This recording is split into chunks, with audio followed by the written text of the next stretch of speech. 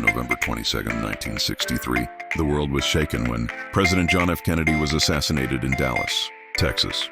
Just hours later, a 24-year-old former Marine named Lee Harvey Oswald was arrested and accused of the crime. 2 days after his arrest, Oswald himself was gunned down by Jack Ruby live on national television, forever sealing his fate in the public eye. But as the dust settled and the decades passed, cracks began to appear in the official story. Was Oswald truly the lone gunman the Warren Commission claimed he was? Or was he a convenient scapegoat caught in a web far beyond his control? Today we explore 7 compelling reasons why Lee Harvey Oswald may in fact be innocent of the assassination of JFK. First, let's examine Oswald's consistent denial of guilt. From the moment of his arrest, Oswald maintained that he had nothing to do with the shooting. He famously declared, "I'm just a patsy," a phrase that has echoed through conspiracy theories ever since. Unlike many criminals, Oswald never attempted to flee the scene. Instead, he was found calmly at the Texas theater watching a movie.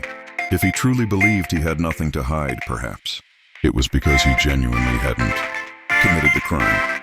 To endure, the timing and logistics of the shooting raised serious doubts.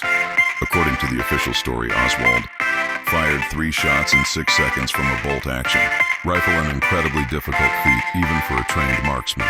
Expert riflemen from the U.S. Army and FBI later tried to replicate the shot under test conditions and failed to match the alleged speed and accuracy.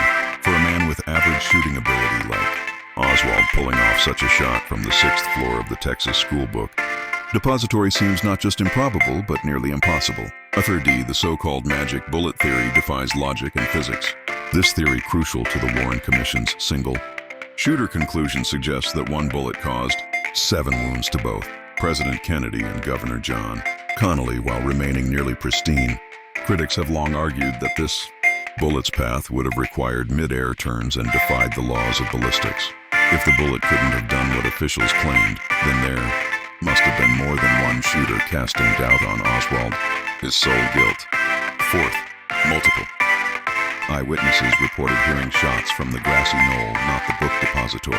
Dozens of spectators, including trained police officers, instinctively ran toward the Knoll area immediately after the shots rang out. Many claimed to see smoke or heard distinct gunfire from that direction. Their testimonies were largely downplayed or ignored by the Warren Commission. If shots came from more than one location, the theory of a lone gunman falls apart. Fifth, Oswald's connections to intelligence agencies muddy the waters. Before the assassination, Oswald had defected to the Soviet Union and then returned to the U.S., a highly unusual and suspicious move during the Cold War. Yet, he was not arrested or even heavily interrogated by the FBI upon his return. Some believe Oswald may have been working as an informant or had ties to U.S. intelligence, which could explain why he was handled so curiously. Was he a low-level operative who got set up or silenced to protect higher powers? What? The sudden murder of Oswald by Jack Ruby raises more questions than answers. Ruby, a nightclub owner with known mob ties, claimed he acted out of grief for Jackie Kennedy, but many suspect Ruby was ordered to silence Oswald before he could speak publicly or go to trial. In later interviews, Ruby himself hinted that there was more to the story. Why would a man risk his life and freedom to kill Oswald unless there was something or someone he was protecting? And finally, new evidence and forensic analysis continue to challenge the official story. From acoustic studies suggesting multiple shooters to photographic analysis, indicating inconsistencies in the so-called backyard photos of Oswald holding a rifle, the case is riddled with anomalies.